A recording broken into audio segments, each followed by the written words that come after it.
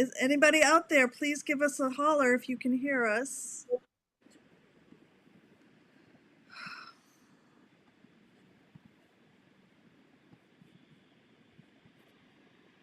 Yep, I'm going to YouTube and seeing what's going on here.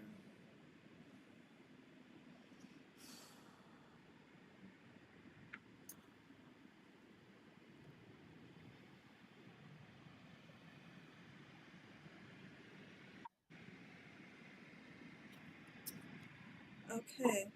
All right. So we're starting to get, yes. Okay. So can everyone see us?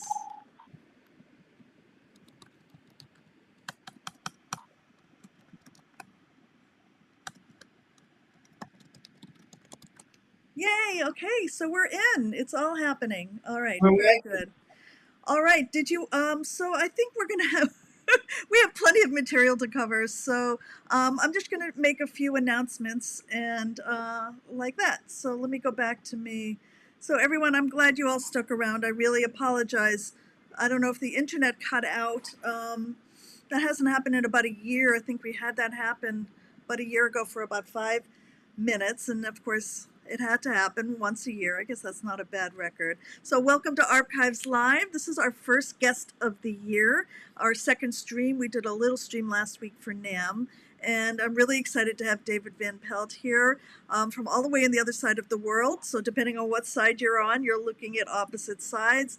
I'm streaming from New York and he is streaming from Australia. So it's very, very exciting for us to be able to coordinate this. So good morning, Australia, and good evening, everyone else. All right. So I'm going to bring him in. Let's bring him back. There you go. And I first want to say that David's been an amazing supporter of the Alan R. Perlman Foundation, and we're really grateful. You were a contributor last year for the 2600 Symposium, and you first really caught my interest after we had a conversation. I think it might have actually been on Instagram. Yeah, I think it was actually. Yeah. And you told me a wonderful story, which we're going to get to a little bit later. This is sort of about how you got into ARPs. But we want to go back to the beginning, and let's start with the very beginning. So you are a keyboardist and a synthesist. Have you always been a keyboardist in your music career? Yeah, so absolutely. I mean, I did. At first, I had no idea what a synthesizer was, so I did the traditional sort of piano first, and I liked it, but it never really grabbed me. And then I saw a digital keyboard, and people were talking about these things called synthesizers, and I had no idea what it meant. I just thought it was like another digital keyboard and perhaps with a fancy name called synthesizer.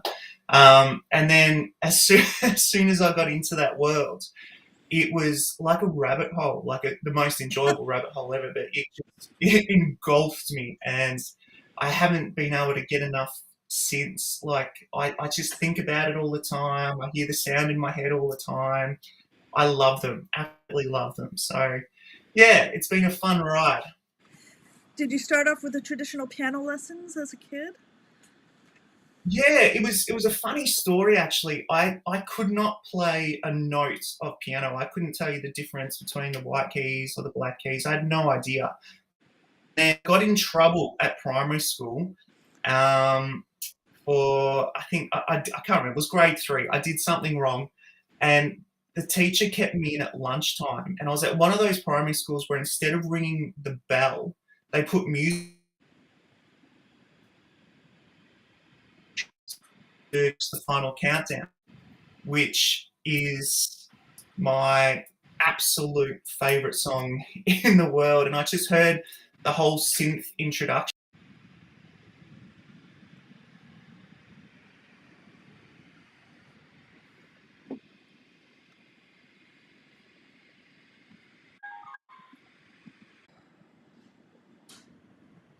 That has to be from the other side, which is odd. Yeah. So I'm not sure if we still have our audience. Let me see.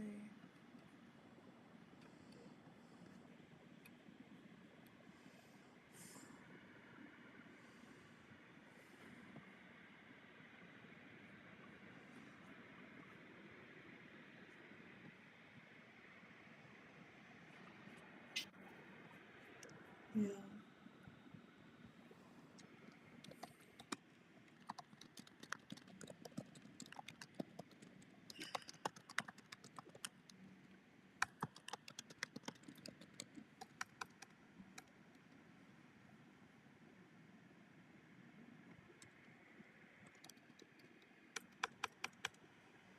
Oh. Okay.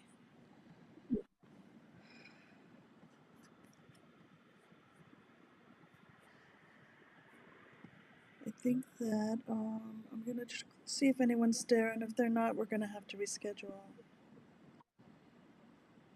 Um,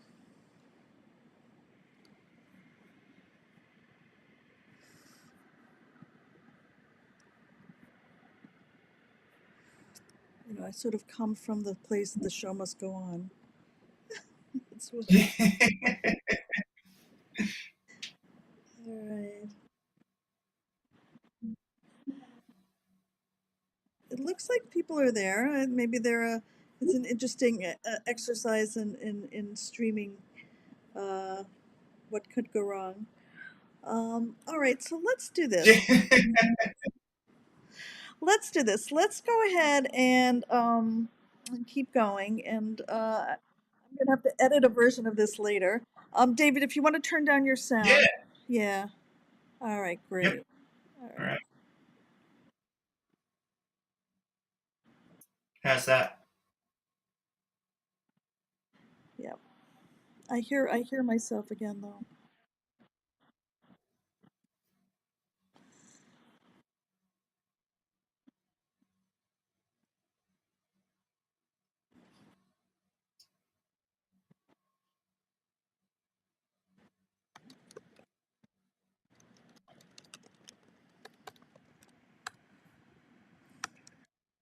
That's perfect.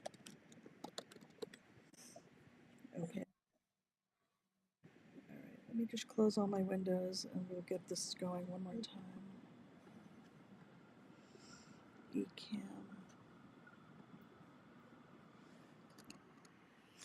All right.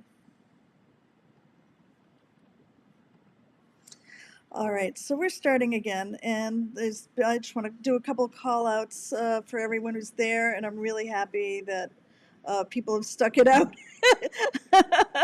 There's Sincere Music, Syntrix, I wish I could pronounce it, Syntextra.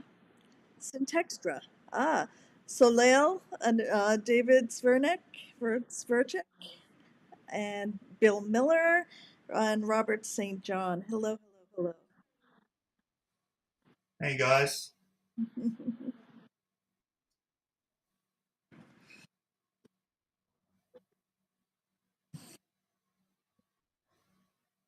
Everything is repeating. We'll get there.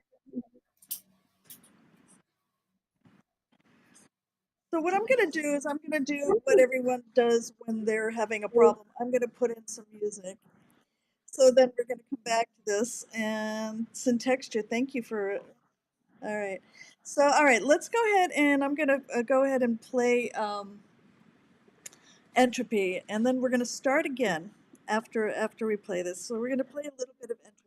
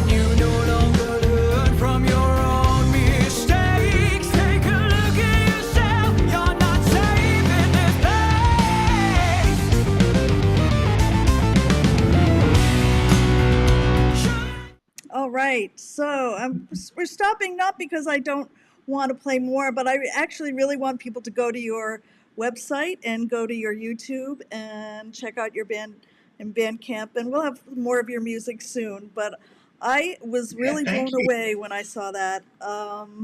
Wow, and of course, my heartstrings pumped a little bit when I saw the Odyssey up there in all its glory.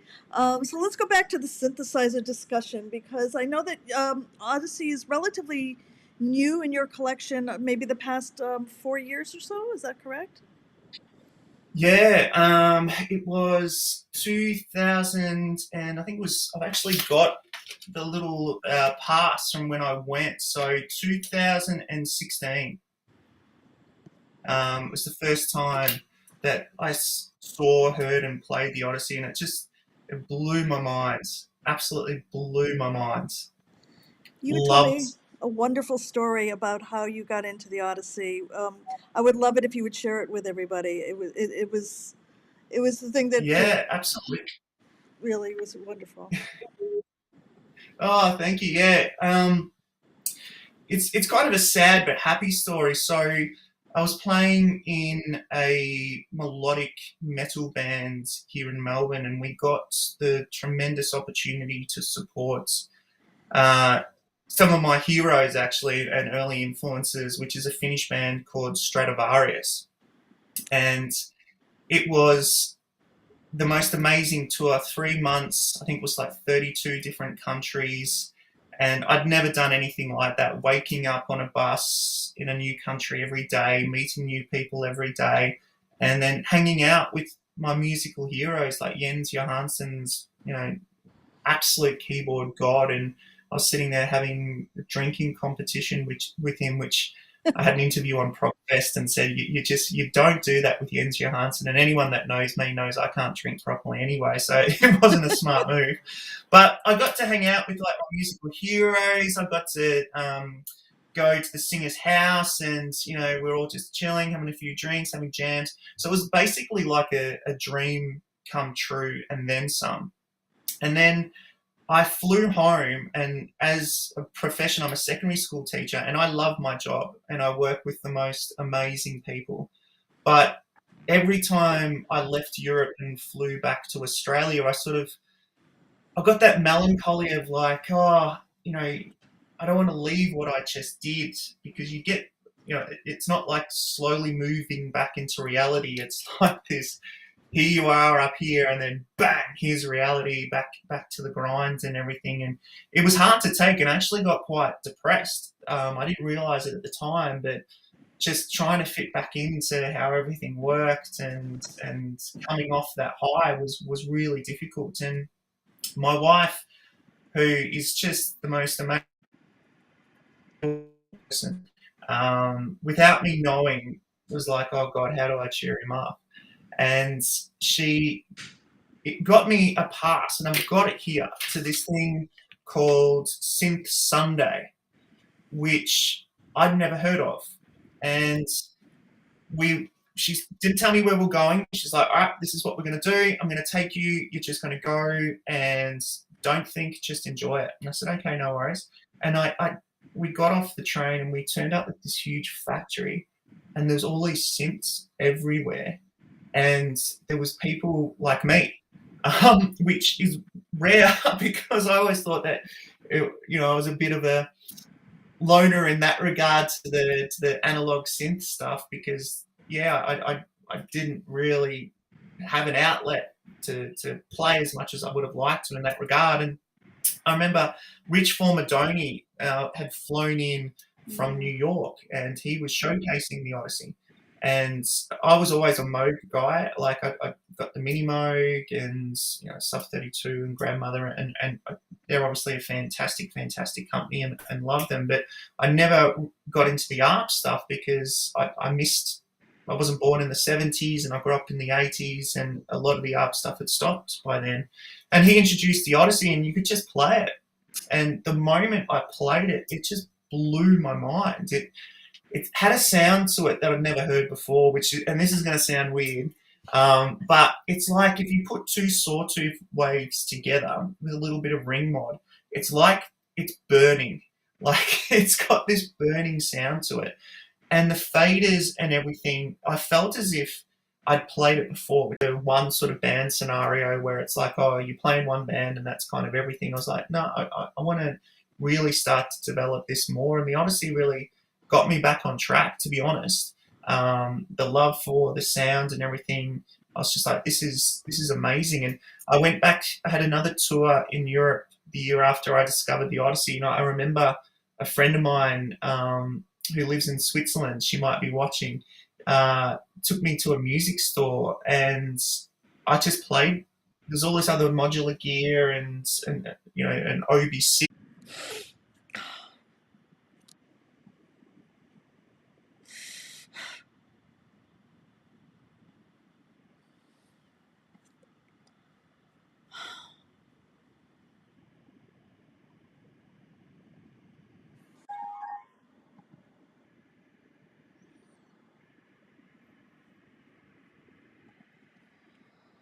I think we're gonna have to.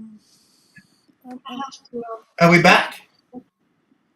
We're back, but it's cut out twice already, and yeah, it's cut out twice. So Yeah. I'm not quite sure what to do at this point. Uh, Gosh, um, you're so patient with me, and I'm it's just a little. Um, Hey, no, it's no problem. Technology, like I said, it can either be your best friend or your worst enemy. well, you and I can have a talk, and hopefully people will come back. Maybe we should, anyway, yeah. I mean, I fell in love with that story, and I hope most of the people got to hear this. And Tell us about. So you started playing ARPs, and you were playing an Odyssey for a while. It was in your recording of Entropy. Is that correct? Correct. Yeah, correct. I actually I experimented with a lot of different synthesizers in the studio and doubled some Odyssey with some Moog stuff, which actually creates a really unique timbre. It was actually quite beautiful. Very hard to do because the Odyssey with the proportional pitch control to try and double if you're trying to glide or you're trying to modulate from like a C to a D is really hard to do on the proportional pitch control. But after many attempts, I finally got it right. It was fantastic.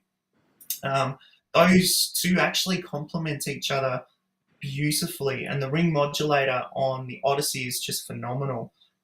Just creates that real rich distorted sound. So doubling the two was great. And in the film clip, I wanted to actually play the mini mode and the Odyssey together because in the recording that's what I used to double the sound. So yeah, fantastic, absolutely fantastic combination. Really, really, really great. Killer sounds. I love the sound. As I was saying before it cut out, like Arps have just got an amazing lyrical quality. And I mostly, well, not mostly, pretty much always use them for leads. So I'm a very big leads player.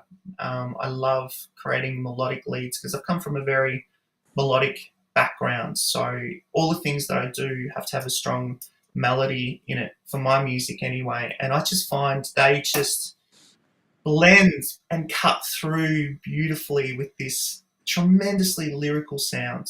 Um, so that's why I just absolutely adore them. And Yeah. I really thank my wife for taking me to Synth Sunday and Rich Formadoni for doing the fantastic presentation because, yeah, from since then it's sold me. Well, I think they do play well together, and this is one of the beauties of how machines stand the test of time, and the fact that the modern musician has so many choices. I mean, there was choices back in the 70s, but not as many, and it was a very different flavor. And I really encourage the idea of using arps and mogs together. And Lisa Belladonna does, people at MAP do, many musicians do. And in my mind's eye, it's no different than, someone, has a Stratocaster or has the different kind of guitars. Why not, Yeah, just it's, you may favor one for one sound, may favor something for another. The yeah, combination of the two, especially a keyboardist gets to be a multi instrumentalist in the same tune, same composition, which is absolutely. outside of the recording world. One guitarist doesn't have that option, and I think that's something that's really marvelous with keyboard playing, is that you can play two instruments at the same time. When I went to see Pat Metheny recently, and the keyboardist was just you know out of this world, just amazing. Yeah, Yeah, and one hand there's here. so many flavors. That's the thing I love now. I think really at the moment, like we were saying before we started the interview, like it might not be a great time for gigging, live music with the pandemic everywhere, but the choice that musicians have in terms of instruments has never been better. Um, for so many years, there's been, you know, Wurlitzers and Fender Rhodes, and you sort of had those two as your main sort of electromechanical pianos, and now there's this new fantastic one that's just been released called a Valente, which is made by this amazing creator called Tiago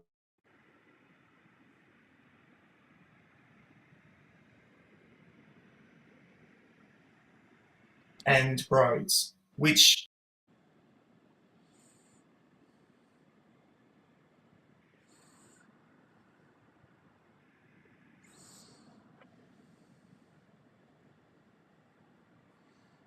We've lost David again.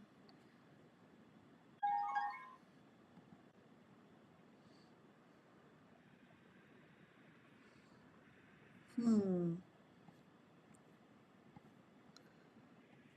Maybe we're being hacked. G'day guys, this is Dave coming to you. Whoops. Maybe we're being hacked. Maybe there's a Hacker. yeah, or we're under a cyber attack. That's what it kind of feels like. This time I was talking and you were gone. I think we've kind of switched places. Yeah, exactly. Well, Oh, it's a big call, to come from New York down to the bottom of Australia. It's we're pushing the limits of technology here. and that's great. I think we should push it and see what I mean. That's what Yeah, technology is all about. Going more one one stratosphere. more round. Maybe in that realm, I want to show a little bit of what we're going to end the show with, the 2600 solo video, and Sure. uh, I want to go to this because you made a leap from an Odyssey to a 2600, and then, if I'm not mistaken, you said, okay, well, I can't have both, and then you bought the 2600, and then you missed the Odyssey so much you went and got it back. It's ridiculous. The amount of times I've bought the Odyssey again it's yeah, it's laughable. So I had to sell the Odyssey to fund the 2600. Loved the 2600 to bits, but really did miss the Odyssey. And Korg stopped making the full size version, and I was on to Korg here in Australia, going, I need to know, are you making more? Is this like a ploy where you say, oh, there's no more, and then you're going to release more, and they're like, no, no, we're not. And I'm like, oh, man. And then I found this guy who actually was using it in a recording studio with Tim Minchin, who's a fantastic musician here in Australia and plays all over the place in New Zealand and everywhere. And he was selling it, so I finally got another one another one back. And it was funny when I got it back, it was just like an old friend had come back. And I'm like, oh, yes, I shouldn't have sold you in the first place. And my wife is always right. She's like, don't sell that. Don't sell that one. Don't sell that one. And I do, and then she's right, I want it back. And then I do all the research again. I'm sure many synth people out there have done the same thing. You do all the research again, you find it, you end up buying it back for more than you sold it. I probably shouldn't say that now, but I think I told her it was the same price. Now it's been recorded. If we're online, I think we are actually. In trouble now. Yeah. All right, so let's watch a bit of that. This is 2600 solo video.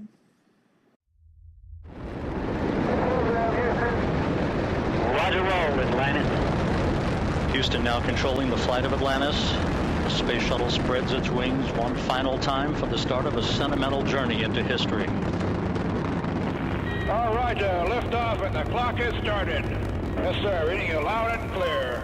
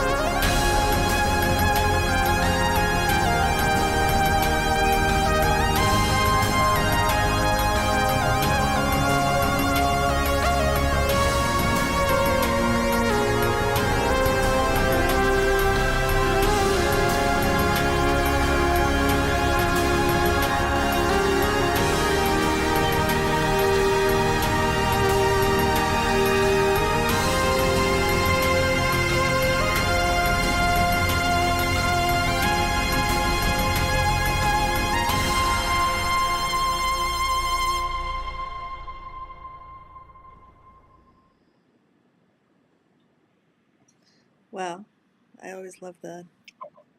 Always has to have, I don't know, space and synths just go so well together. And I was able, for the start of that video, there's this amazing website where you can jump on and they've got real audio from the different space missions, and it's free.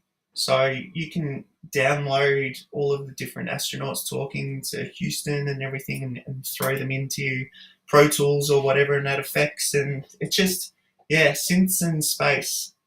Well, your dad knew that because he made all of the op amps. So yeah, and he was really into science fiction. He took me to a lot of science fiction movies, and as a matter of fact, this is going to date me, but I I saw 2001: A Space Odyssey in the movie theater. Yeah. Oh. wow. Yeah, it's crazy. Yeah.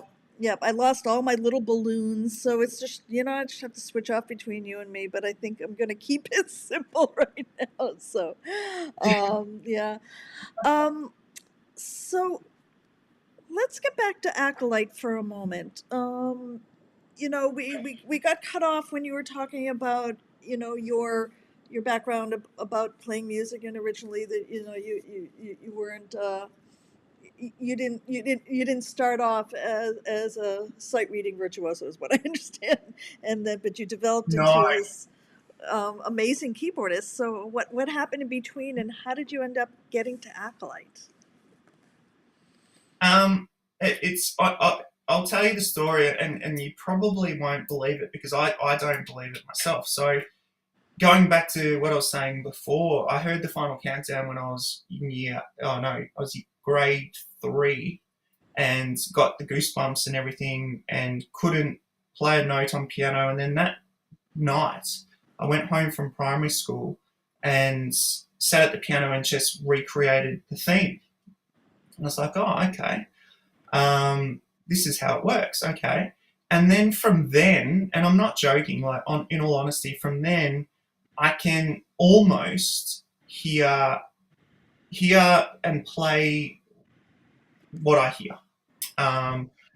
Like, I'm sure there'll be someone, they'll come up with some Rachmaninoff piece and go, okay, play this. Not as good as that. But, a lot of the 70s, 80s, and music from, like, you hear it and I haven't got perfect pitch, but it's close and I can work out what the chords are pretty quickly. And it's a blessing and a curse, like, because my brain does that. I could be in Thailand getting a massage or something and they'll play that lovely, relaxing Thai, music, and I'm meant to be switching off. My brain will be going, that's a D minor, that's a B flat, that's a C, and yeah, it's crazy. It never switches off from that, and that just meant that instead of doing the traditional piano lessons, which I did, all of my piano teachers just went, well, there's no point teaching you how to read because you're just copying what I'm playing by ear. And I'm like, yeah. So they were great. They just would set up, like, give me a genre and go, all right, write a song in this genre or write a song in that genre. And that really helped. So I never got traditional lessons as such, but just being able to pick up on things really helped me to learn how music works. And then my love for all of 70s music and early 80s stuff came in, and loved Deep Purple, and then got into more heavy stuff like Yngwie Malmsteen from Sweden and Stradivarius from Finland and Nightwish from Finland, and that just led me to melodic metal stuff. And then after the Stradivarius tour and 2 other tours of Europe and other bands, I just wanted to combine my love for vintage keys in a band. And Acolyte had supported my previous bands, and I remember listening and watching them on stage, going, some vintage sounds in there could really work and could make it this whole new thing, because obviously keyboards have got such a rich palette of sound that you can use, and I'm a big lover of like Mellotrons and Hammonds and all of Fender Rhodes and Wurlitzes and all that sort of stuff. And yeah, got in contact with them, and it was this sort of push-pull thing where they were interested, I was interested, but we didn't want to say anything together, as to who's going to ask who. It's like the beginning of it's like a courting relationship. Yeah, exactly. And the singer Morgan, we met a number of times and we're sort of just testing each other out, and then it happened, and I joined and we had a jam and it just fit. The sounds just worked. And our second album, I used everything that I had in my studio. So we had on there Fender Rhodes. My Hammond C3 is still at the studio because it's too heavy to move. So Kai at Sing Sing Studios in Melbourne, you've still got my Hammonds. I'm a good guy. Look after me next time.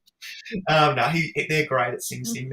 He's like, oh, look, I'll oil your Hammond if you want to leave it here. And I'm like, well, that works for me if it works for you.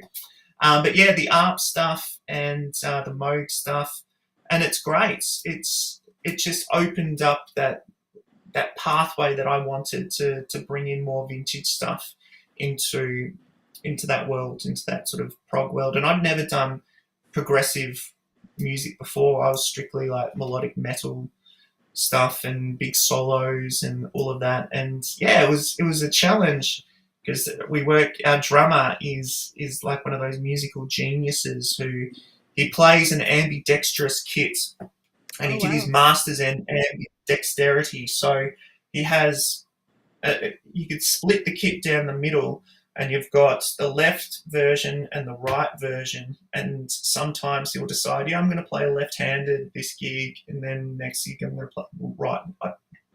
I don't know why you'd want to do that, but it works for him. So he loves to be like, yeah, let's do this section in 11, or let's do this section 13, and I'm like. But it's been a great challenge, and it's fantastic to use the ARPs and the modes in that genre. It lends itself really well, and it was funny when I was getting them all serviced. I played some of the leads on more rompler things because that's all I had at the time, and you can just hear the difference. Like everyone in the band was like, yeah. Whereas you get the modes and the ARPs back, and it's like, yeah, there's some power there. So yeah, love it, absolutely love it. So I know that much of our audience loves gear. I wanted to show just a snippet of the studio that you recorded Entropy in. Yeah, especially absolutely. when you're talking about the big Hammond organ. So yeah. Let's find where is that? Ah, here we go. G'day guys, this is Dave coming to you live from Sing Sing Recording Studios after about 15 hours of keyboard tracking. So I'm absolutely wrecked, but all my gear is ready to go, and I'm going to give you a very quick run through of what we just used for this big session that we've had this morning. Centre point of my rig is my absolutely beloved 1957 Hammond C3 organ. This thing is an absolute beast. It weighs about 120 kilograms, and it took 4 of us to lift it up the stairs. But when people say, why do you carry all this heavy stuff when you can just get it through like a normal rompler or something, these things just sound amazing. It is absolutely rock solid, and the sounds you get from it with all the tube preamps and everything is just pure rock and roll. So there's a big reason why it's at the centre of my rig. I run it through an well, I shouldn't say old school because it is relatively new, but an old school effect, which is a Mogofoga ring modulator. It is a fantastic little device to build up a little bit more of the crunch, but also some fantastic sci-fi effects where you're able to mix in the rig modulated signal with the Hammond signal, and it is, yeah, one of those little added spices to the flavour. On top, I've got my trusty called Kronos, which I have mostly used for piano sounds, and also some pads and choirs, which I can't get from analog gear. So it's been around the world 3 times with me, and it's still here. So bless its cotton socks. And with that, I mostly use the inboard effects, but yeah, it hasn't let me down, which is great. Some of my other effects I've been using today. We've got the Boss RE20 Space Echo, which is a digital recreation of the original tape Echo from the 70s, which is beautiful, and I use it mostly for the Echo, but also this amazingly trashy spring reverb, which just adds a haunting effect. Got the old classic small stone from Electro Harmonics, just a phase shifter, which is nice for pads, just to bring a bit of movement. And over here I've had most of the synths running through Mogofoga MF104M analog delay, which is, look, it's a beast. So many things you can do with it, but really the killer thing about it, it's so warm. It's literally like tape. Absolutely gorgeous, which is fantastic. Let's see if I can get you back. There you are. I love how you describe the different instruments. It's really interesting how you know the warm sounds and the trashy sounds and all like that. So just a little plug for everybody, and then we'll get to some questions, and you can show us what you have in your home studio. So you can get Entropy, the band, the album by Acolyte, on Bandcamp, and anywhere else. Yeah, it's people can go to our website, and basically if you type in Acolyte, Australian bands, things will pop up, and we've got a fantastic merch section where obviously there's t-shirts and the albums. It's also, if you want to get a taste, it's also on Spotify. our new album Entropy, which is the one Dina Lovely showed the film clip. So if you really do like that old school sort of 70s vibe, I think you'll really enjoy it. And the musicians I play with are just amazing. Morgan, the singer, has just got this phenomenal voice, and Jason, the bass player, is just rock solid. And I already mentioned Chris, the drummer, who's he and I do a lot of work together. He's actually been helping me with my solo album. His drumming is phenomenal. So I'm very lucky to be surrounded by some amazing musicians, and it's a very dynamic and powerful album in the themes that it presents. It's best to, I don't want to say it's a concept album, but it's close. It's best to listen to it from I start was going to ask you about that. One of my favorites is the Idiosyncrasy. Yeah. Yeah, I like that. I like that a lot. I'm just going to play just the opening, because the opening is so beautiful.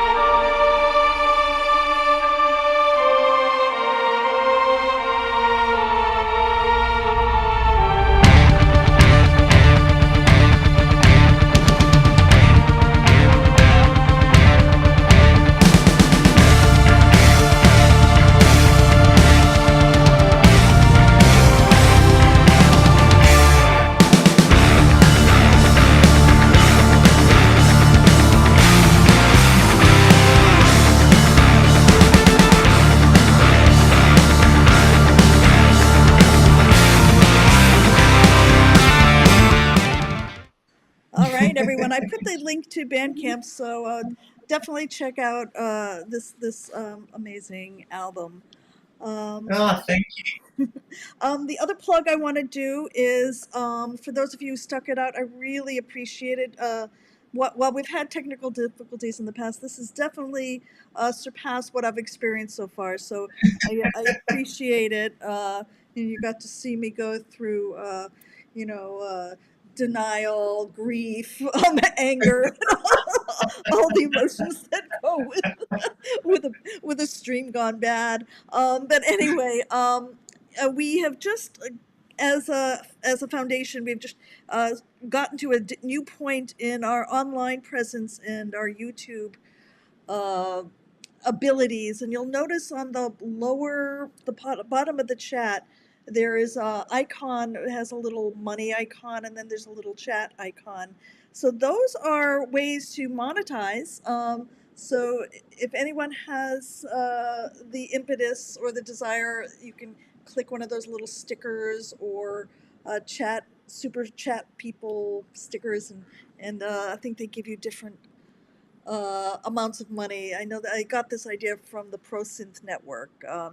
Robbie Puricelli kind of helped me with trying to get us to the next level. So if check it out, maybe give us a little donation, and maybe I can get a new modem for the foundation. No, this is definitely an anomaly, Anyway, all right, enough of the commercial promos. Let's get back to talking a little bit about your gear and see if anybody from the audience has any questions. So this is the time where you have your Odyssey in the back, you have your 2600 behind you, And thank you, David.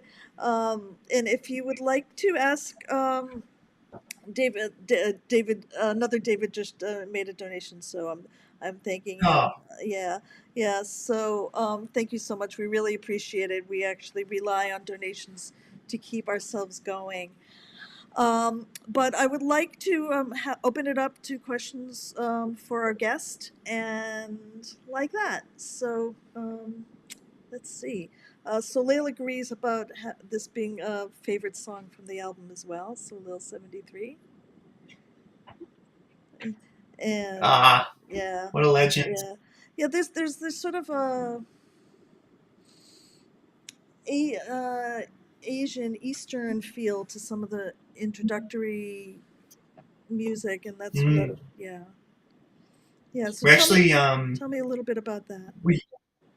we used Chris, the drummer, knows a lot of people in the classical scene, so he was able to get some fantastic musicians to play real instruments, and that's what we wanted for this album, was where possible to use real instruments and not rely too much on digital recreations where possible. Not that there's anything wrong with them, like I don't want to start the whole digital analog debate, but we really wanted that sort of warm old school sound. So yeah, it was great to have, we had flute players, we had clarinet players, we had some violins, and just the combination of that sound with analog synths and mellotrons, so haunting. It's just magic. I really do think that in the 70s, with the instruments that they had, the combination, they really got right. The Hammond organ, mellotron, Rhodes, Wurlitzers, all of that stuff, they really, really got right. And yeah, just rediscovering them now, it's heaven. Absolute heaven. So we have our first question to you. Are there any vintage Sure. synths, analog or digital, that you would like to own? Oh, fantastic question. Yeah, the probably the number would be endless. If I had an endless bank balance, I would really love to own some more polyphonic synths. I love mono synths, and I have been lucky enough to save up and purchase a Prophet Rev 2 16 voice, which services a lot of the polyphonic needs. But I remember going with a friend of mine from Switzerland, took me to this amazing, I think it was in Austria, amazing keyboard museum. I was in there for a day, and I could have easily stayed there. They had a bed there, and I actually asked if I could sleep there because I just wanted to stay. And I played a Oberheim Matrix 12, which is worth about a house now, but the string and pad sounds out of that were absolutely phenomenal, and even their Matrix series is absolutely stunning. So definitely would love that. If anyone wants to donate one, like, feel free. That would definitely be for polyphonic. That'd be great. I'd love to get my hands on a Arp Pro Soloist, just to play one, because I've never actually played one, or even an axe would be great. A Quadra would be amazing. The list goes on. One of the things I'm actually looking at the moment, which I'm trying to save up and afford, is a brand new instrument. Brand new. It's an electromechanical piano called a Valente. And it is, as I was saying before it cut out, it's like a blend between a Rhodes and a Wurlitzer.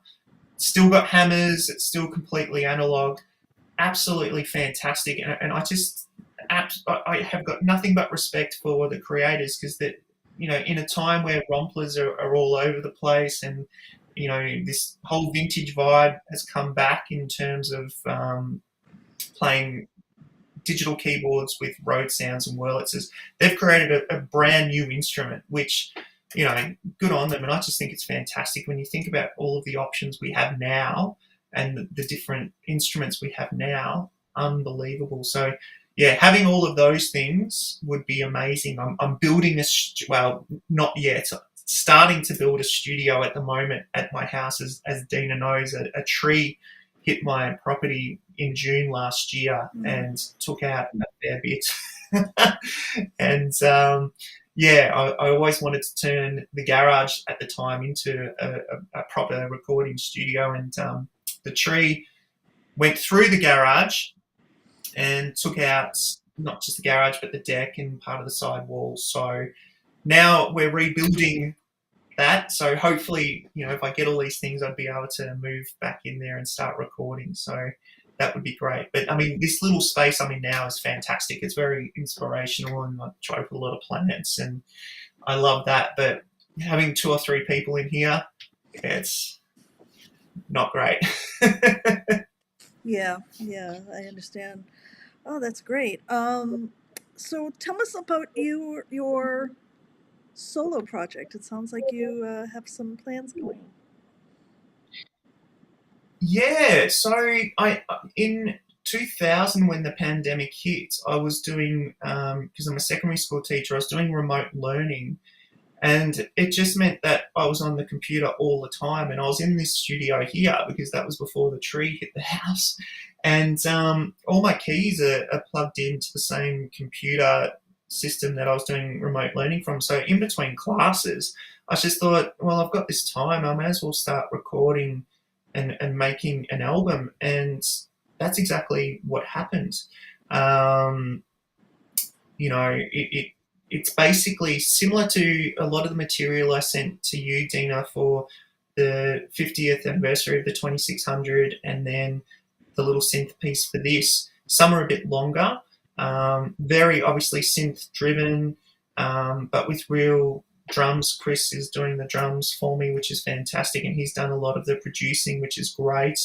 But yeah, a mixture of sequential circuit stuff, Moog stuff, ARP stuff, of course, and yeah, it's kind of like theme, I guess you say, like almost electronic film scores, but each song is a theme, because again, I struggle doing things without melody. I always have to have melody in there.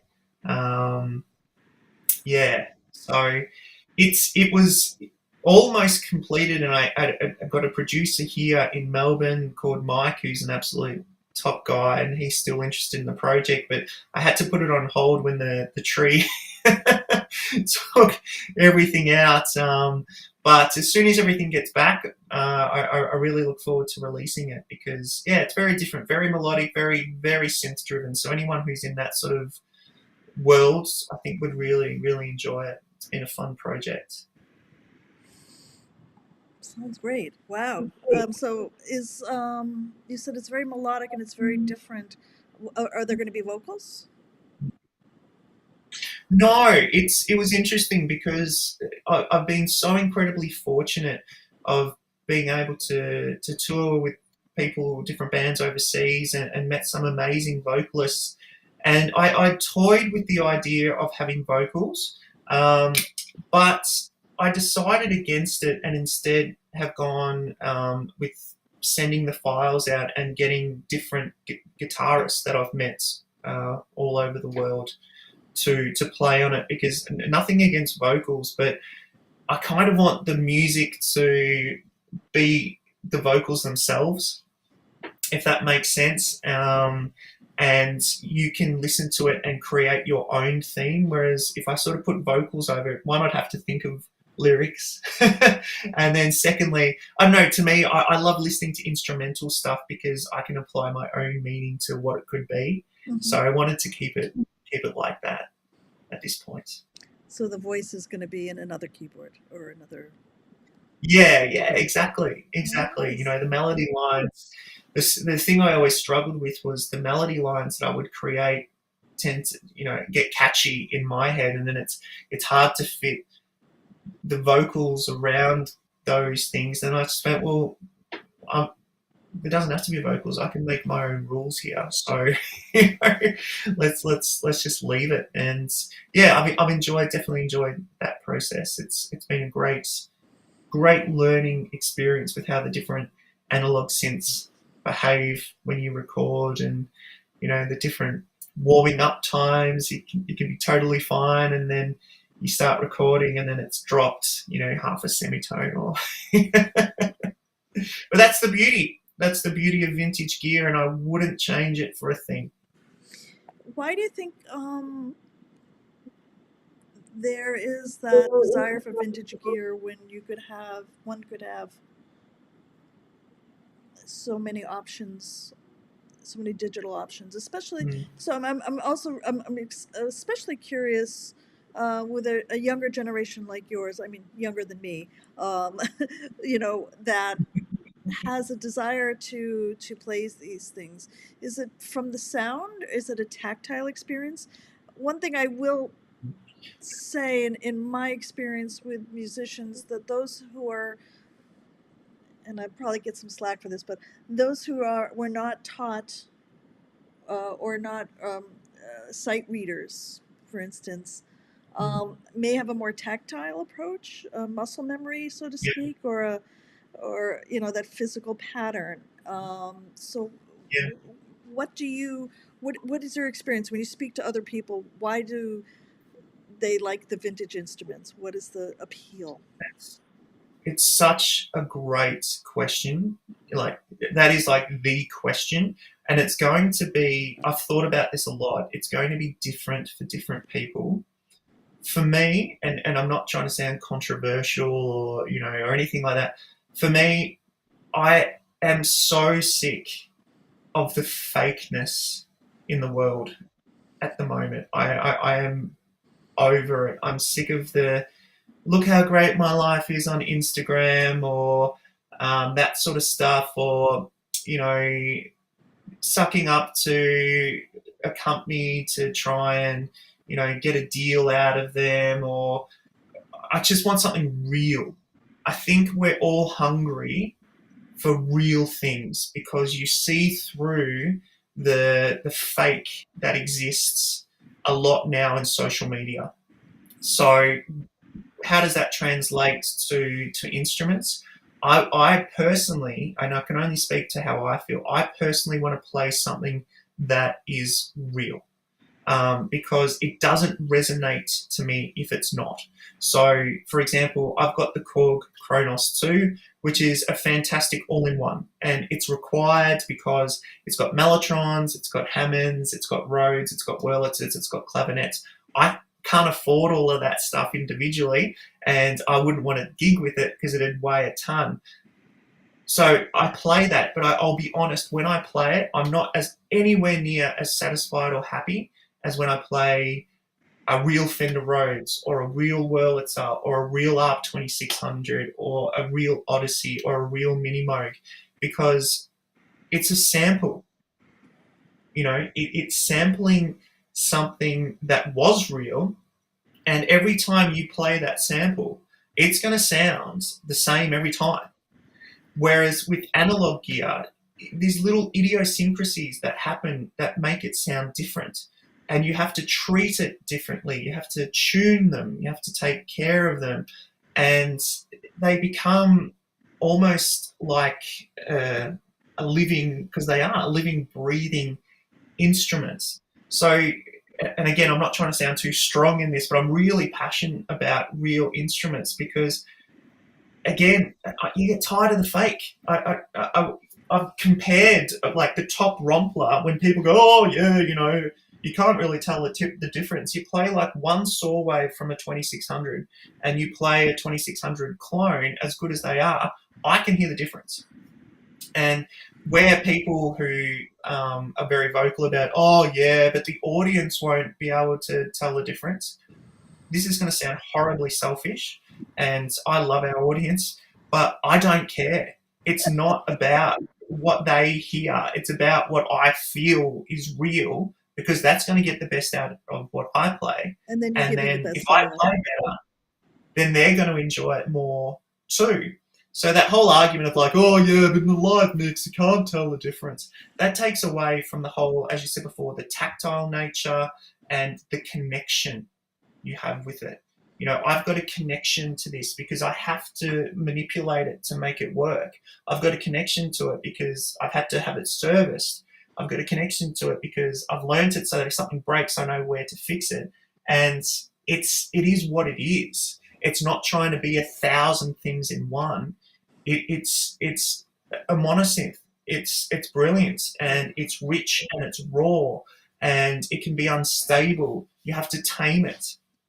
That to me is far better than any sort of mass-produced jack of all trades, master of none thing. And there is and the that's philosophy. The philosophy of the happy accident is also, I think, really works well with analog, because discoveries are often made by accident. This wasn't what I intended, but this might work better, or something to that absolutely. extent. Yeah. I've bought, to give you a classic example, I've bought back in the day a Moog Voyager, and that's a real instrument. That's a beautiful, beautiful instrument. But I sold it because I found I was just going through the patches and modifying and saving. So I sold that, and then I've actually bought a sub 37, sold that, and bought a subsequent 37 and sold that, because I wanted to have it on stage, and at the time I thought maybe it's safer to have a synth where I make the sound and then I save the preset. And what I was doing in live performance then was pressing buttons when I wanted to change the sounds, which is, it's incredibly convenient and efficient, but I wasn't satisfied. I was like, even though I made the sounds, it's not the same as the risk you take being on stage with like a 2600 or a Mini Moog, or a Moog Grandmother, or whatever, an Odyssey, because you do have those happy accidents, and you might, the sound's never going to sound exactly the same, but that's the beauty. That is the absolute beauty of these instruments.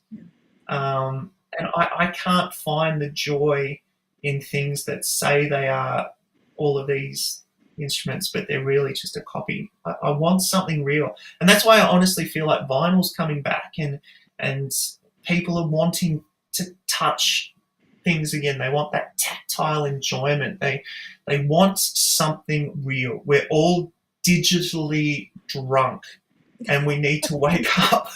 I think more than ever with the pandemic, right? So it just yeah, absolutely. I've never felt more fuzzy in my brain ever.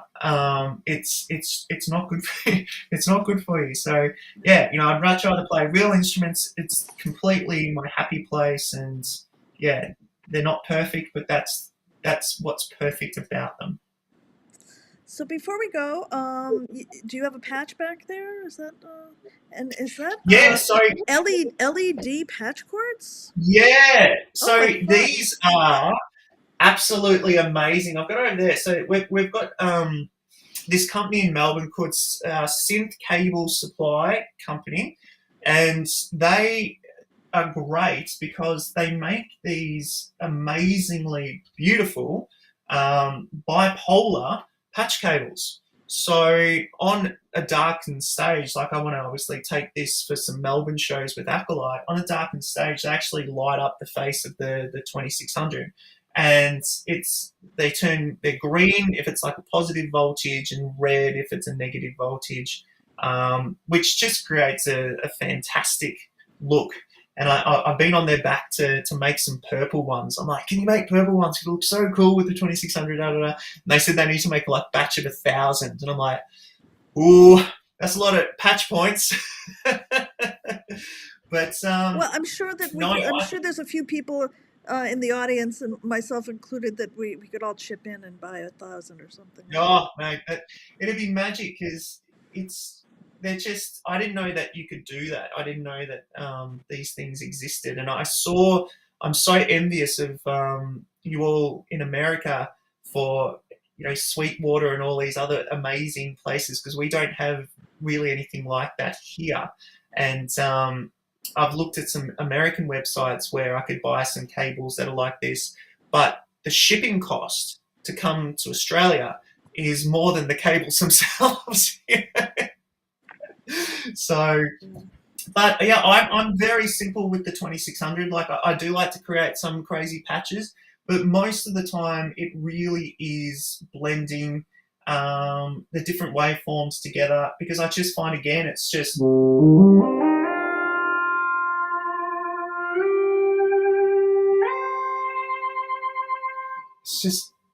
so beautiful. It's just, even on two slightly detuned saw waves, you add in some natural spring reverb and you're absolutely in heaven. And obviously getting some wave modulation brightens it up.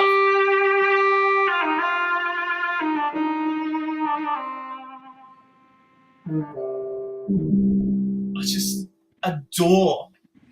It's so simple, but it resonates with me. Like, as soon as I play that, melodies just come into my head, and it's so easy to create music with. And I think that's what musicians, why people often go, oh, why do you love this so much, or why do you love that so much? I think with musicians, if you open up your heart and your mind to experiencing the instruments, and not to sound too philosophical, but they do talk to you.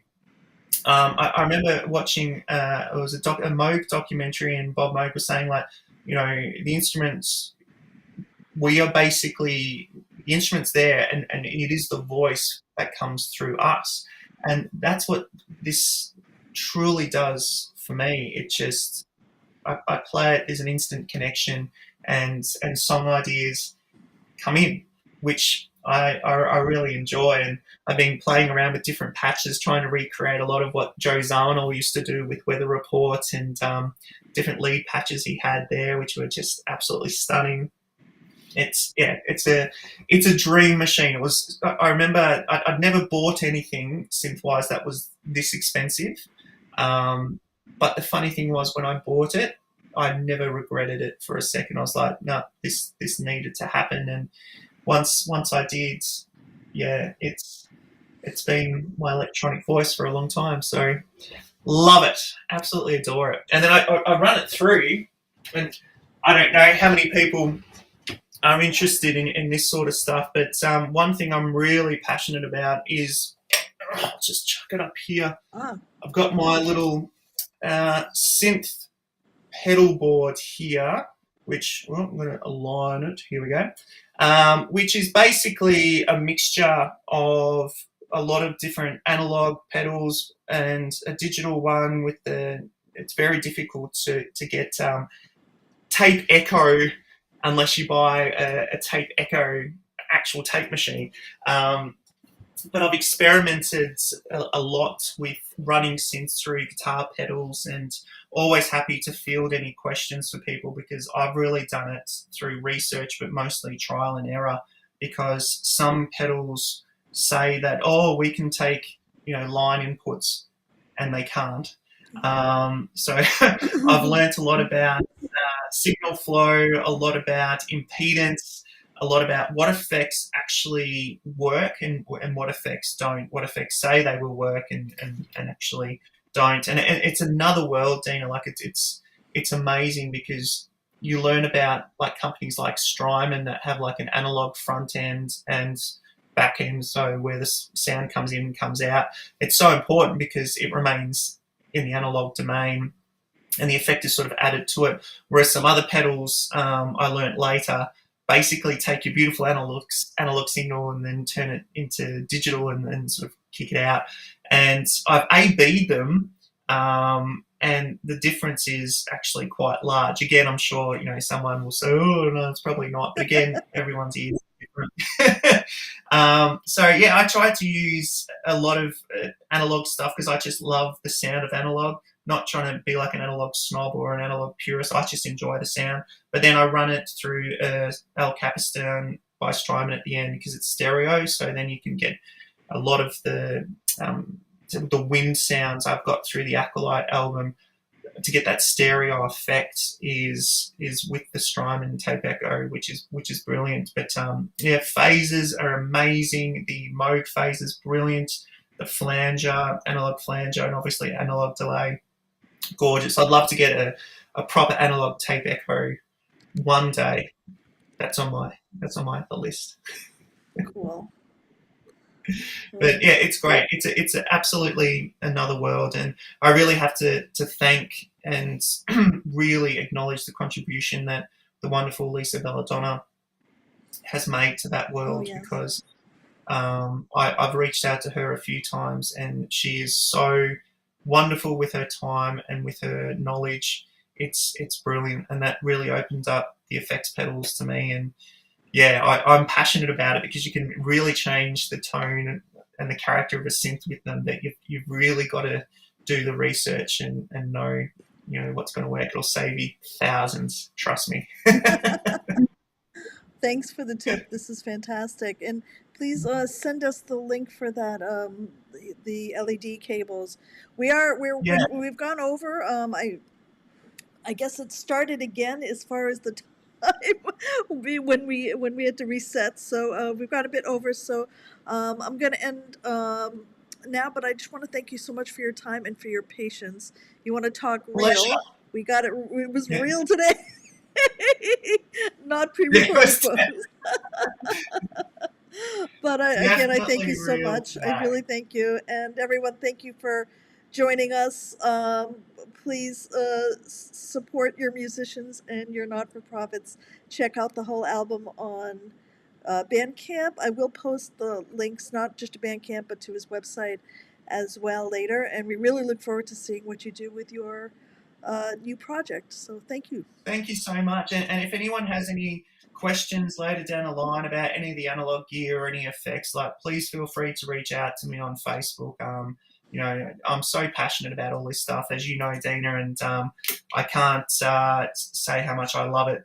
It really is a passion. So please feel free to ask any questions, and also please support the L&R Perlman Foundation, because what they do is, and you've done so many plugs for me, Dan. I've got to do a plug here because I'm so passionate. No, I'm so passionate about it. I really am.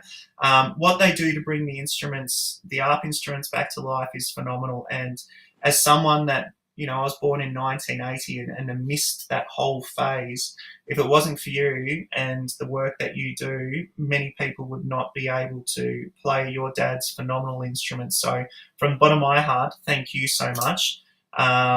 It's absolutely outstanding, and I will continue to be whatever support you need. If you ever need any things written, let me know. And of course, I'll be buying another ARP t-shirt from you after my last one got destroyed in the tree fall. So definitely reach out and support the foundation team, because absolutely outstanding. Thank you. And Chris Cameron just wanted to give you a shout out here too. So, all right. He's the amazing drummer I was telling you about. Yeah, I thought he looked. I thought his icon looked a little familiar. Yeah. All right, everyone. Thank you again for your patience. Again, the stickers at the bottom of the chat, the little money thing, those are ways to donate.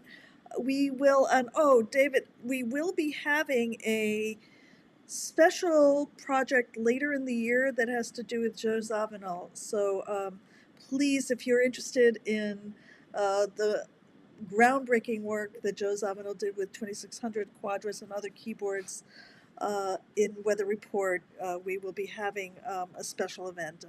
Can't tell you yet, but it should be fantastic. Thank you again, everyone. And we're just going to close and like that. Have a great morning for all of you down under and the rest of the day, and have a great evening for all of you on the other side of the